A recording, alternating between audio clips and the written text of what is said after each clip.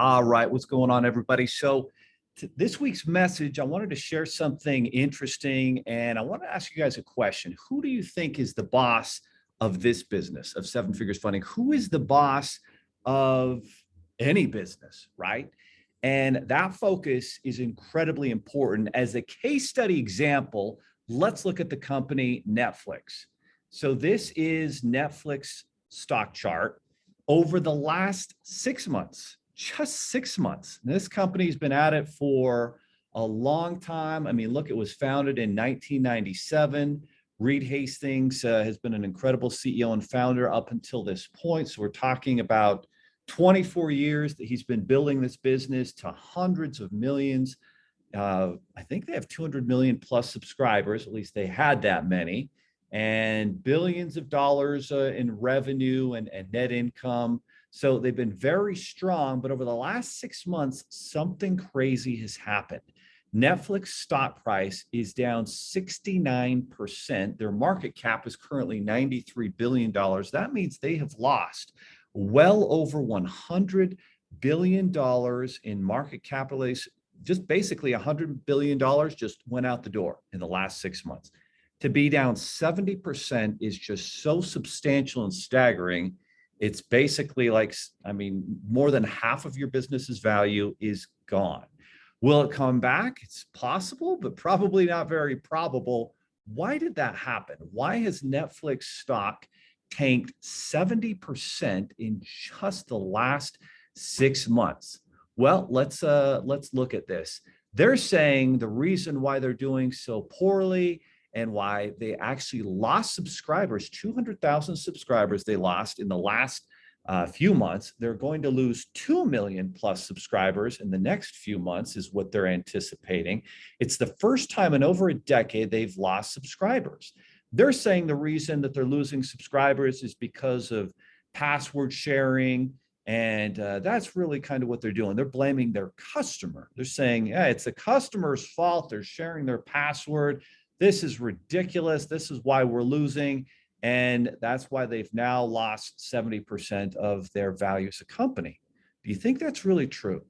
Did they really lose 70% of their value as a company because people started sharing passwords? Or have people always been sharing passwords with family members?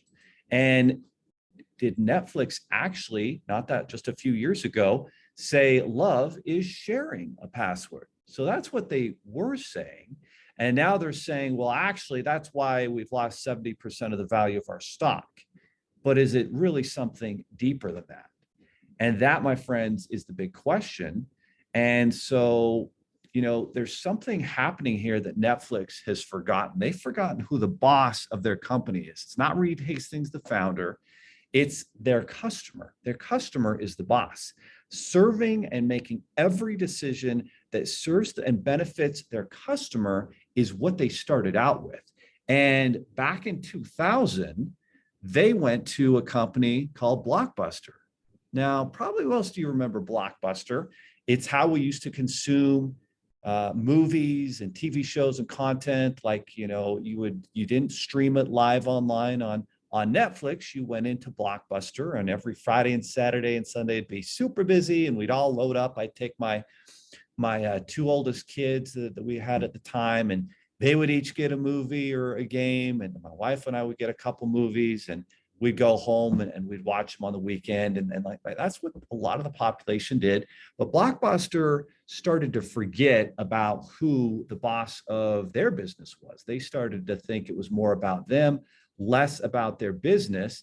And as customers returned DVDs late, they started getting hit with massive late fees. You would go in and, oh my gosh, $20 here, $30 there. Sometimes you would even turn them in and they would lose it and blame you and still hit you up with all these late fees. And so they got out of control with their late fees. Absolutely out of control. They forgot about who the boss of their business was. They forgot about who they were out there to serve. They were thinking only about the money they could make and not understanding if they wanted to win long-term, they had to continue to evolve, innovate, provide better ways for customers to consume their products. So Netflix actually went in and was trying to get purchased by Blockbuster, and Blockbuster laughed them out of the door at that time. Of course, years later, Blockbuster went bankrupt because they forgot who the boss of their company was, who they were serving, and what their customers needed and wanted and what the market was telling them. And because they forgot about that, they went out of business. And now we're seeing the cycle come full circle. And Netflix is in a very similar position where they've lost 70% of the value of their business because they forgot who their customer base is. And now they've got movies coming out. In fact, a new one called What He's Expecting, which is, awesome, right? But less than 1% of the population care or want to see that movie. Like they get instant feedback when they have a new show come on. For example, one of their big series early on was House of Cards, which was an amazing series on Netflix. And millions of people subscribed to Netflix to watch that show because it was such an amazing show. And they had this great focus on providing unique content. Now they kind of forgot, and they were listening to less than 1% of their customer base and creating content that the majority did not want. They didn't listen to their customer. And now they're going to start cracking down on families, brothers, sisters, parents sharing passwords. And that was pretty much what built them up in the first place, was families, loving the content and so forth. So that's where they're at. They've forgotten who their boss is. They can still turn it around maybe and come out with the next House of Cards, start listening to their customers again. But right now, it seems very unlikely that they're going to do it. So as we look at where we're at as a company here at Seven Figures Funding, we look at our recent reviews, we can see that we're really making every effort as a company to listen to our customers. It says, our team was fast and responsive to help me secure funding. Nate made the entire funding process smooth and easy. Tyson was very professional. He answered my questions. He made sure I understood the answers, right? Like that's what we're about. And it's easy to lose touch of that. It's easy to think about our next paycheck. It's easy to think about our next commission. It's easy to lose sight of serving our customer and giving them their results. If you want to make a lot of money in life, help a lot of people. That's how the economy and capitalism works. And it's very cutthroat. If you stop serving the customer, if we lose that focus, things can change very, very, very quickly. These 5-star ratings can go to 1 stars just like that. And all of a sudden our reputation and everything we're about can be put in jeopardy. So throughout this week, think about serving that customer. Think about giving them a world-class experience. Think about rolling out the red carpet and giving them, blowing them away, delivering more value, understanding what their problems and needs are, asking questions, listening, not with the intent to respond, but the intent to understand.